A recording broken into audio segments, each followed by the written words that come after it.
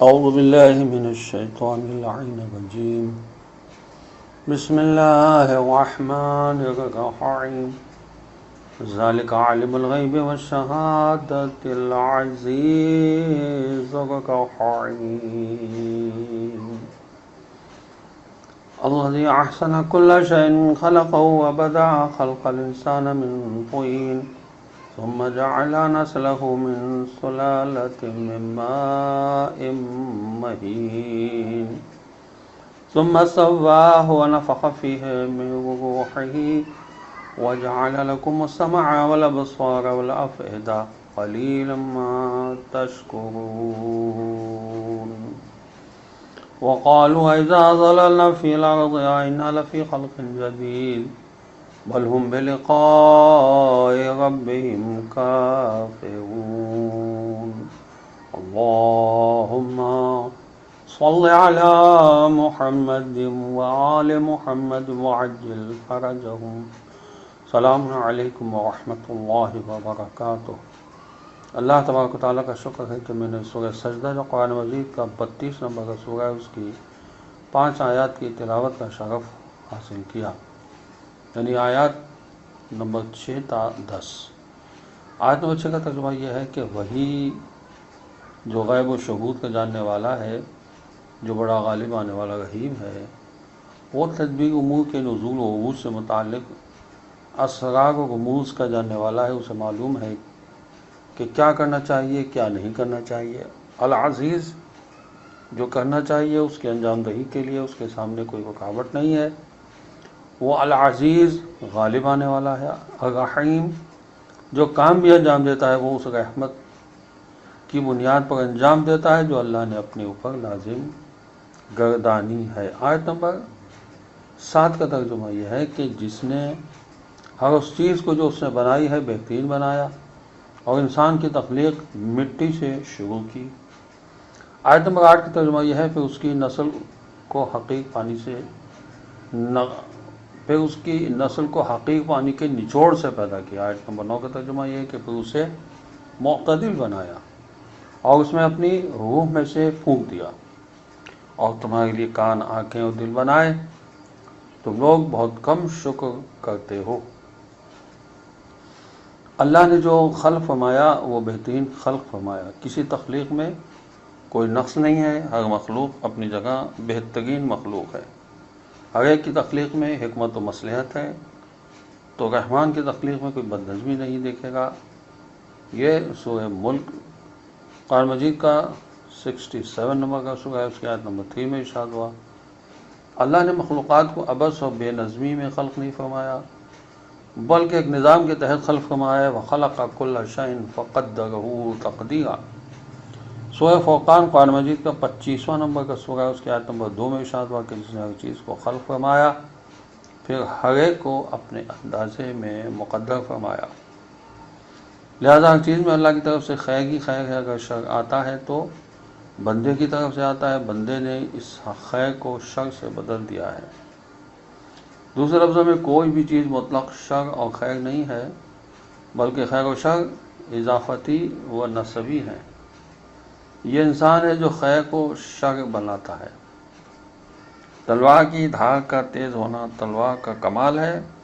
اگر اس سے کسی مظلوم کا گلا کٹ جاتا ہے تو یہ تلوار کا نقص نہیں ہے، یہ انسان ہے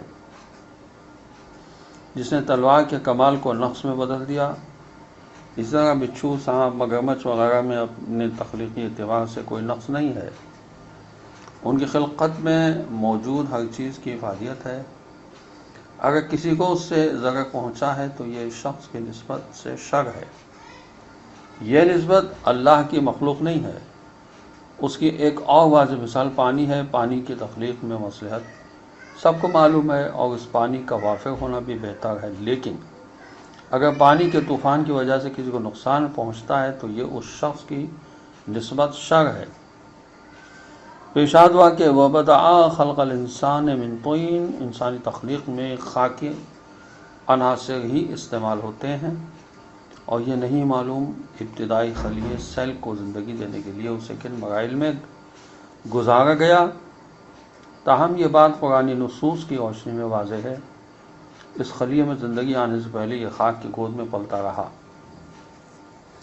ارشاد ہوا کہ ثم جعل نسلہ من صلالۃ، انسان کی خلقت کی ابتدا تو مٹی سے ہوئی، لیکن اس کی نسلوں کے تسلسل کو صلالتین کے ذریعے جاری رکھا، یعنی 3 سے ابتدا ہوئی، صلالتین سے نسل انسانی کو آگے بڑھایا۔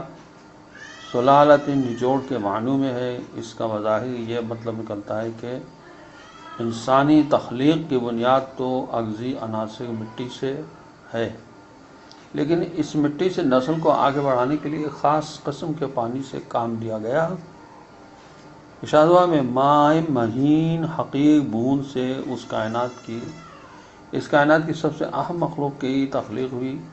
چنانچہ اس جگہ حضرت علی علیہ السلام فرماتے ہیں، مجھے اولاد آدم پر تعجب ہے کہ اس کی ابتدا ایک بوند سے ہے اور اس کی عاقبت بدبودار لاش ہے، درمیان میں فضلے کے لیے ایک ظرف ہے، پھر تکبر کرتا ہے۔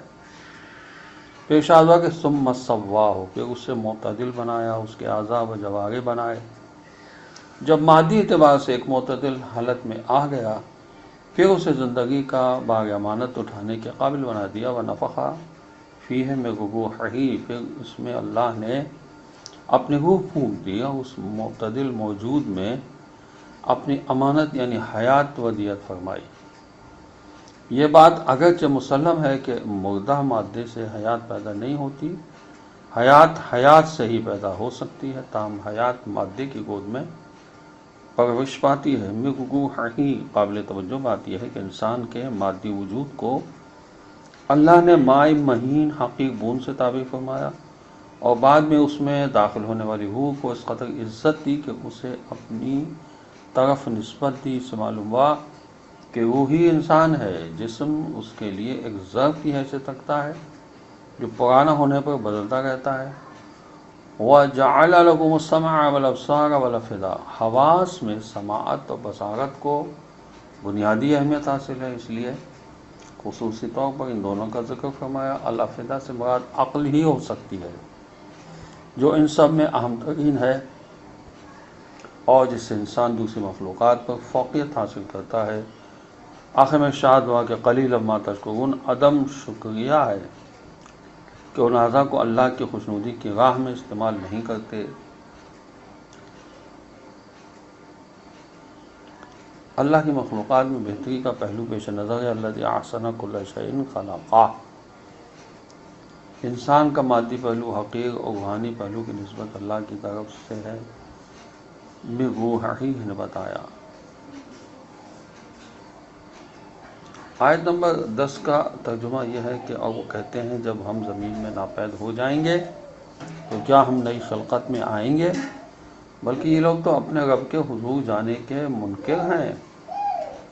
منکرین قیامت معاد جسمانی کو قابل قبول نہیں سمجھتے تھے، ان کی سمجھ میں یہ بات نہیں آتی تھی کہ زمین میں گمشدہ اجزاء کو اللہ دوبارہ کیسے جمع کرے گا۔ ان مشرکین کو اس وقت علم نہ تھا کہ صرف مرنے کے بعد نہیں بلکہ زندگی میں بھی اس انسان کے اجزاء فضا میں بکھرتے رہتے ہیں، جو کبھی کاربن ڈائی آکسائڈ کے اجزاء کی صورت میں ایک درخت کا حصہ بن جاتے ہیں، پھر اس درخت کے پھل میں بھی شریک ہو جاتے ہیں۔ وہ پھل ایک دوسرا انسان کھاتا ہے، اس طرح اس کے جسم کا حصہ بن جاتے ہیں۔ ان کو اس بات کا بھی اندازہ نہیں تھا کہ اس دنیا کے دور و دراز علاقوں سے اٹھنے والے بادلوں کے پانی انسانی جسم کا حصہ بن جاتے ہیں۔ مختلف ملکوں سے آنے والی گندم پھل دنیا بھر سے سمٹ کر آپ کے دسترخوان پر آ جاتے ہیں، جس سے آپ کا خون نطفہ پھر آپ کا وجود بن جاتا ہے۔ یہاں اللہ تعالیٰ فرماتا ہے افأعینا بالخلق الاول بل ہم فی لبس من خلق جدید۔ یہ سورہ قاف جو قرآن مجید کا 50واں سورہ، اس کی آیت نمبر 15 ہے، جس میں ارشاد ہوا کیا ہم پہلی بار کی تخلیق سے عاجز آ گئے تھے؟ بلکہ یہ لوگ نئی تخلیق کے بارے میں شک میں پڑے ہوئے ہیں۔ بل ہم بلقاء ربہم کافرون، وہ اللہ کی قدرت کو سمجھتے ہیں، در حقیقت وہ اللہ کی عدالت میں پیش ہونے اور اپنے گناہوں کا حساب دینے کے لیے حاضر نہیں ہیں۔ جیسے ہمارے معاشرے کے بے عمل لوگ عمل کی ضرورت کے قائل نہیں ہوتے، انسان مرنے کے بعد زمین میں گم نہیں ہوتا، اجزا بکھر جاتے ہیں، معدوم نہیں ہوتے۔ ہمیں اللہ توفیق عطا فرمائے کہ ہم قرآن کو سمجھیں اور اس پر عمل کریں۔ والسلام علیکم ورحمۃ اللہ وبرکاتہ۔